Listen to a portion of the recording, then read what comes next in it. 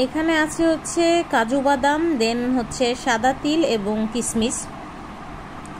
আপনারা এই জিনিসটা পারলে খাওয়ার চেষ্টা করবেন। রক্ত স্বল্পতা থেকে শুরু করে চুল, ত্বক, মানে আপনার সমস্ত কিছুর যে একটা সৌন্দর্য, এটা বজায় থাকবে। আমি এটা খাওয়ার চেষ্টা করি।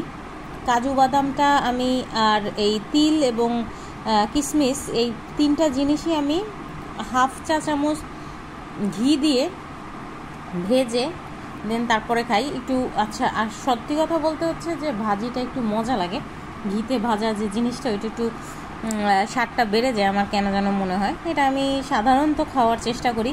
অ্যাটলিস্ট কাজু বাদাম না হইলেও চীনা বাদাম বা কাঠবাদাম এইভাবে করে ভেজে খেতে আমি মানে চেষ্টা করি। তবে আমার কাছে চীনা বাদাম আর কাজু বাদাম ভাজাটা ভালো লাগে, কাঠবাদাম ভাজাটা কেন যেন আমার কাছে ভালো লাগে না, ওইটা ভিজে খাইতেই মজা। তো আজকেও তার ব্যতিক্রম নয়, তো করে আনলাম, এখন খাবো আর কি। আমি এই সাদা তিলটা এবং এই যে কাজু বাদাম, যে ঘিয়ে ভাজা কাজু বাদাম, এই দুইটাই আমি সেল করি।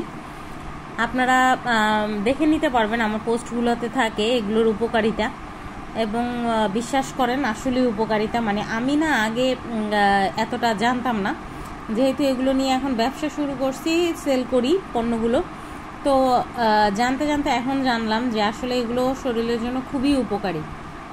তো আমিও চেষ্টা করি একটু যাতে স্বাস্থ্য বজায় রেখে চলা যায়, সুস্বাস্থ্যের অধিকারিণী হয়ে চলা যায়, সেই কারণে আমি খাওয়ার চেষ্টা করি। ওকে, জায়গা অনেক গল্প করলাম, ভালো থাকবেন সবাই, আল্লাহ হাফেজ।